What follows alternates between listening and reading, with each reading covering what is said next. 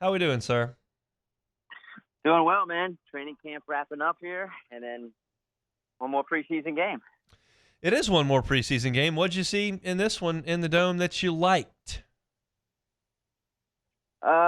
Well, that's a tough That question to answer. that was I super will say, optimistic. well, I mean, I'm just telling everybody it's so hard to evaluate and judge whenever you don't have I know a lot of teams are doing it. You don't have all your weapons out there, your starters on defense because the defense looks horrible, and that's backups and second and third string. But those guys are trying to make the team too because you have to rely on backups because as you know with the Saints, injuries are always going to happen. Offense with Tyler Shough, it was okay. I mean, that first drive was awful. I just didn't. The grounding, the sack. I mean, I think the sack was on the running back. The grounding, he probably could have gotten the ball out quicker whenever he was flushed. I'm going to go with the negatives first, and I'm going to get to the positives. Interception by Spencer Rattler. I didn't think it was necessarily his fault. Mason Tipton took the blame because he didn't run through the whole route on the slant route. He could have avoided that from happening. Bad tackling. Positive, I would say that 2-minute drive. I thought Spencer Rattler was composed, made some good decisions. Yes, I get it. It was against the backups, just the same exact way the 2-minute drive that Shough had against the Chargers against backups. I thought he looked good there. I thought he had 3 scoring drives. I thought he, for the most part, looked solid, minus that interception, which kind of wasn't his fault. And Mason Tipton, man. Mason Tipton continues to shine.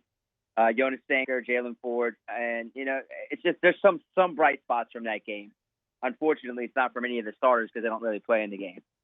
Well, obviously you couldn't wait to get to the negatives. You want to harp on some of those after we've hit a few high notes there? I feel like I hit the negatives more than high notes. Yeah, sure. Just, whatever you want to talk about, Hunt. I mean, I'm an open book when it comes to the preseason. Look, let's talk about Shough in the start. You mentioned the first 2 drives, which were not good. You had the sack, the grounding, and then the 3 and out. But I thought that he looked pretty capable on the big play, and I thought that outside of an Olave drop, it was okay after that. Did you feel that way? Yeah, that was the third drive when he connected with Welsh down the sideline. I thought it was a beautiful pass, even beautiful, a much better catch. But that was just spot-on throws. That was an NFL throw to Welsh. But then, yeah, he was clicking on that drive. He was hitting with Rashid Shaheed, Chris Olave. Yeah, Olave didn't do him any favors on third down. He was wide open near the 15-yard line. But by far his best drive. Might be comparable to that 2-minute drive that he had against the Chargers. I thought he was just in rhythm. I feel like he was just clicking with his guys on offense. The offensive line was blocking much better. So yeah, I take that as a positive for sure when it comes to Tyler Shough. So on the morning show this morning, Nick Underhill suggested he felt like the Saints really wanted Shough to win the job. That's why they put him out there with Olave and Shaheed, and you didn't see that opportunity afforded to Spencer Rattler in the first game. And he just feels like they're leaning at that direction. Do you see it that way?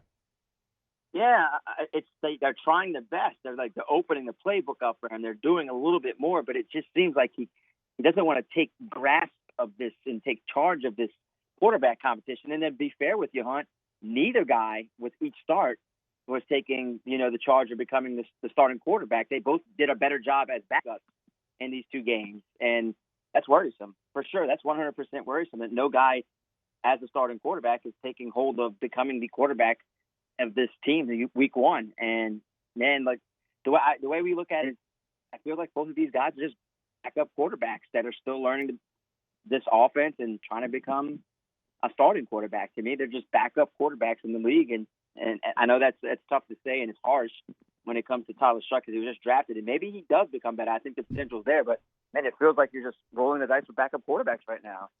Let's get into the mind of Kell Moore here, if you could.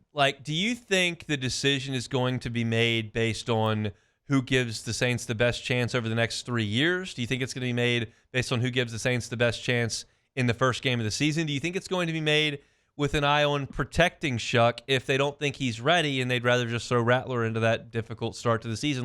What ultimately do you think is going to make this decision for them?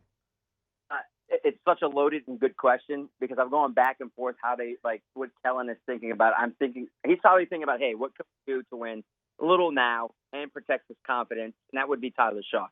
I think if they're both equal, Hunt, just throw Tyler Shough out there. You drafted him 40th overall. Just see what he has. It doesn't, to me, it does not matter. If things go sideways, it goes sideways. You're picking in the top 3, and you might have a chance to draft the quarterback in next year's draft. Just see what he has. Because if he's just running with Rattler, then why did you draft him? 40th overall, even if you play him in weeks 11 and 12, 13, whatever, after week 8 or 9, whatever, I would roll with him now. Just let him build his confidence. Let him go through all the tough, hard games and make it, like, manageable for him to start the season. Look, I get those first 4 games are tough, but build it around him. Let him gain his confidence a little bit. I'd much rather roll with him. That's what if I were Kell Moore, I was thinking, this is my guy. I handpicked him. I drafted him. I want to build around him. I want to make sure that he is week 1 starter, and we build around him and make sure that his confidence builds throughout the season and make it where this offense works for him. Don't rattle him at all. So you're going to have Kamara. You're going to have the other people, the offensive line around him. So they could possibly build it around him. That's the way I would be thinking if I'm Kell Moore. How big an impact do you think Eric McCoy has when they let him play as opposed to putting a rookie out there? You saw what happened last year whenever he left that Eagles game. I did. Things went upside down, and then the offensive line could not manage things without him. So he is the most valuable player in that offensive line. I know you want to say left tackle, right tackle, but Eric McCoy, without him, it is tough without him snapping, without him making the calls, the blitz pickups. He is the most important player on that offensive line to me, and I think that it cannot afford to lose him. They cannot afford to lose him for any game, but if they are, they'll lose him. It can't be more than a game. It's just, it goes sideways and ugly so quickly without him on the field. Has Kendre Miller shown you anything? He showed me some strength and fight. I mean, there were a couple of plays where he's hitting the backfield and he fought it off. I mean, the offensive line was sloppy, and it was so hard to have like sustained running in the first half of him back there. I thought he was able to escape some of the bad blocking and turn negatives into 1 yard, 2 yards, anything better than -3, -4, -5. I mean, he's showing that he's healthy, but I just need to see more when the lights come on for real. But I think he's going to be on the team. I just need to see more from him whenever Albin's off the field when the season kicks off. But yeah, but once again, the P word, the potential is there with him. Let's see if he can translate it when it matters the most. Is Mason Tipton going to be on the team? I think, he's better this offseason in these preseason games than I thought he was last year at this time. I think he's running the route tree much better. He's playing with confidence. He's a mini Lance Moore. That's exactly what he is. He's a mini Lance. I mean, they're from both of them from Ohio. Lance is from Toledo. He's from Akron, and they feel like they're running the same type of routes. Both guys, good hands.